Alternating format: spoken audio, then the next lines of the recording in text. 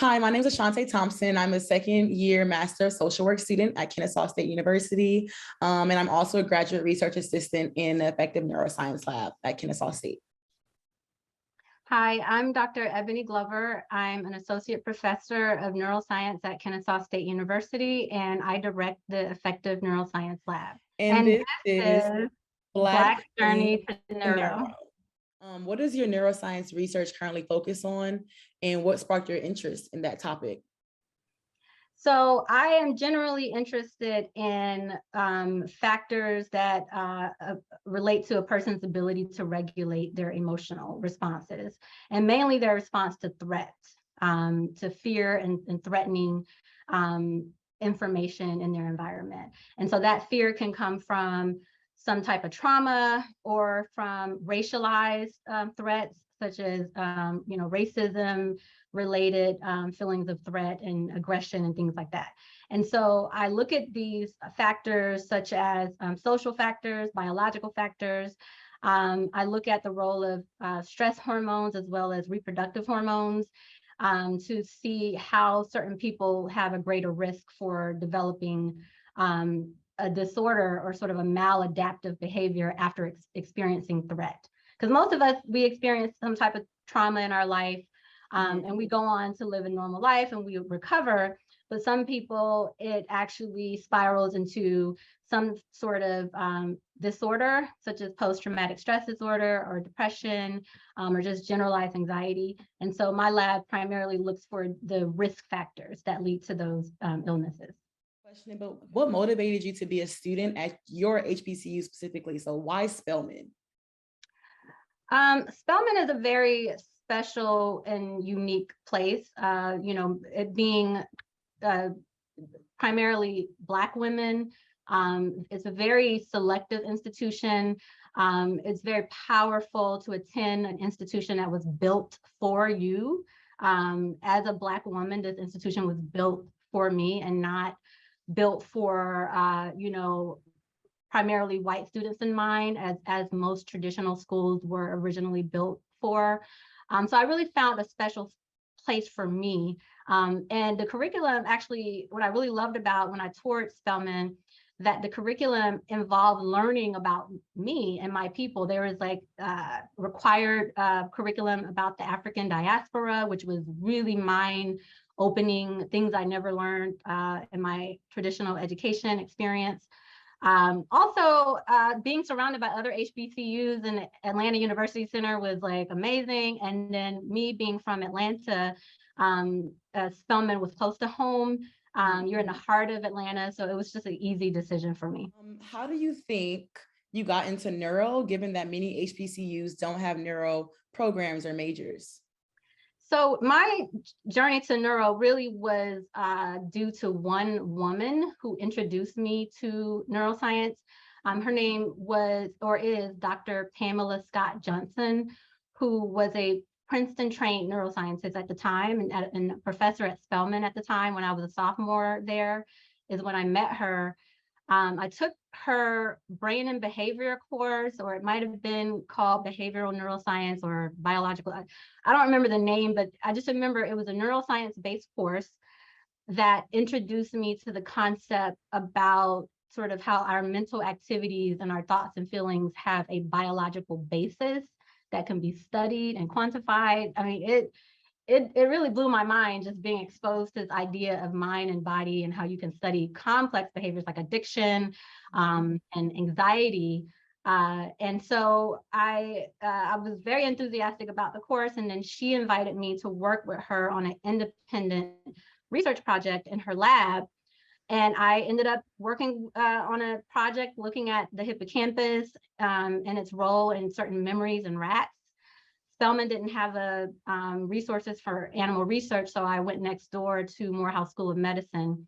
And I took my findings on the road, presented at several conferences, which led to me meeting my future graduate advisor and to my transition to Emory University, where I got my PhD. How was going to an HBCU, or how has going, to an HBCU informed your mentorship style? The mentoring that I received at Spelman College, where I went, an historically Black college, it was very nurturing. It was very hands-on. My mentors were very involved. Our teams were small. It was very intimate. At the same time, there was a really strong push for me to develop independence. I think in part because my mentors were typically juggling a lot of mentees and they had a pretty heavy teaching load. But they really poured into us. And in a lot of ways, they were coaches, very encouraging, very supportive.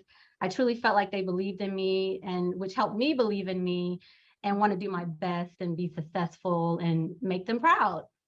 And essentially, they were my greatest role models when it comes to mentoring. And I strive to be the mentor to my students that they were to me. I think it was because I had such a positive mentoring experience at an HBCU that I still to this day, I have sort of a soft spot for mentoring. I'm always taking on more students than I plan to. I invest a lot of my academic time in mentoring students and really trying to fund their research, to pay them stipends so that they can actually afford to give their time to research. So yeah, and I a lot of my academic training at Spelman and at a HBCU involved opportunities where I got stipends. And coming from being a financially independent college student, living off a very small income with a part-time job, these stipends were super important for me. And so I do strive to, and I truly believe that we should pay students to engage in research if possible, especially if you're aiming to increase diversity in science. So tell me about aside from the mentorship style, tell me about your academic journey at an HBCU. So again, my academic journey was at Spelman College. I was surrounded by a vast group of intelligent, very talented Black women, and who inspired me really to be great, just being among such Black girl magic. Spelman's recognized as a leading producer of Black women who go on to earn doctorates in the sciences. And my academic journey at Spelman very much aligned with that recognition. I started in a pre-freshman summer science program in the summer before my freshman year at Spelman, where I took courses in biology, chemistry, some advanced calculus. So starting my freshman year, I was very well prepared to succeed in sciences.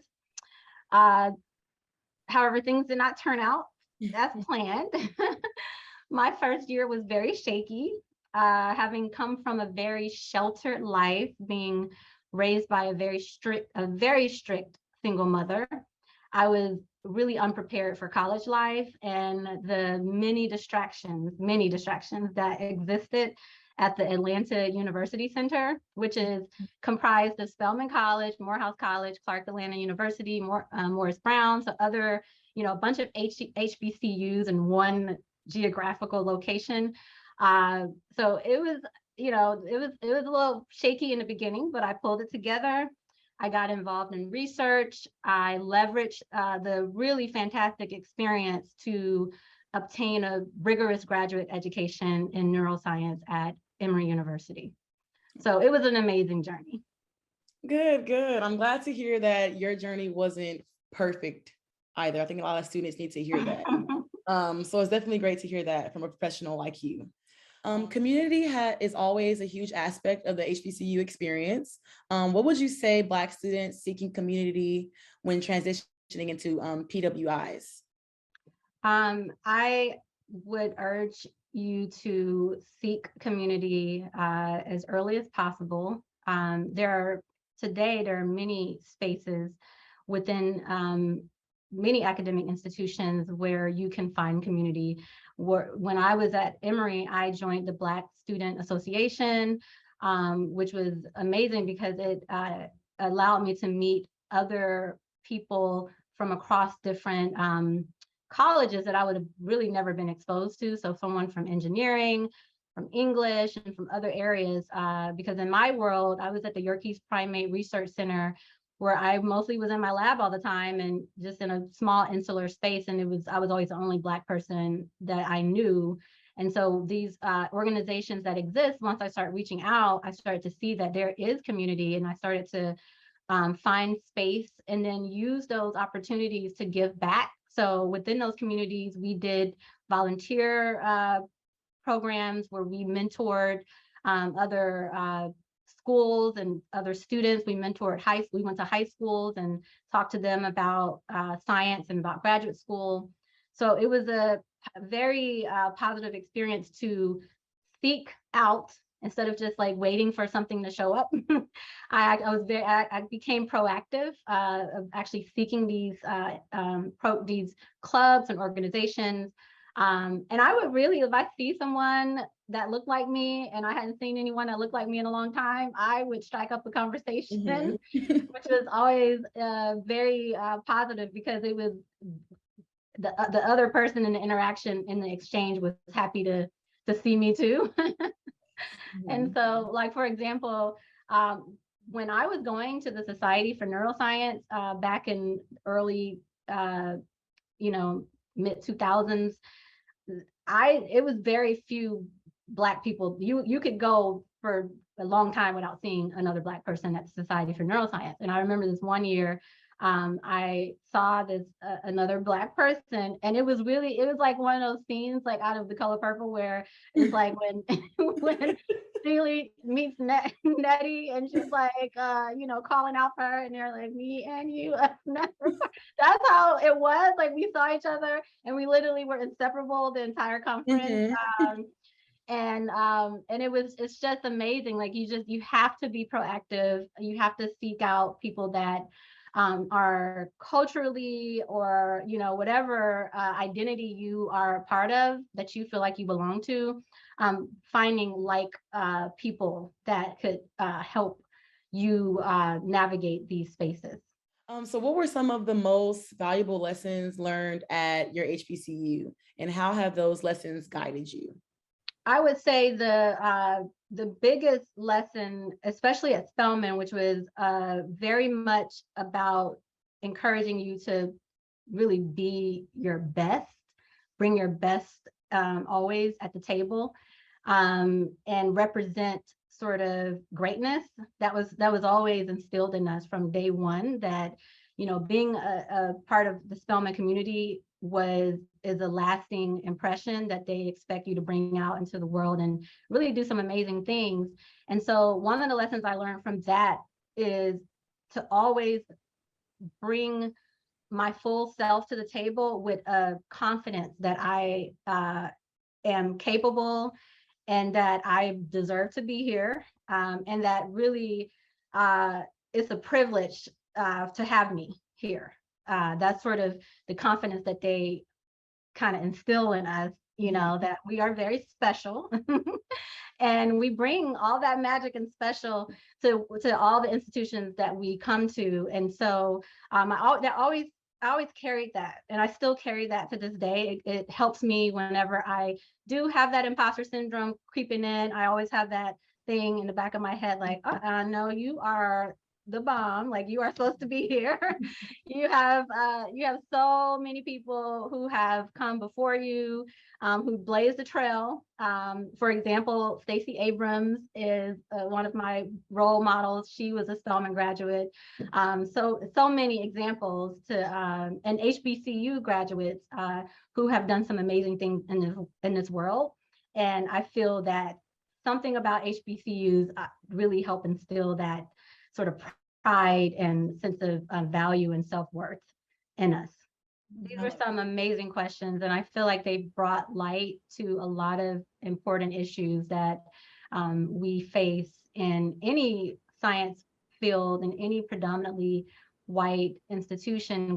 When you are a person who is part of a marginalized group, these are issues that I think we need to talk about more.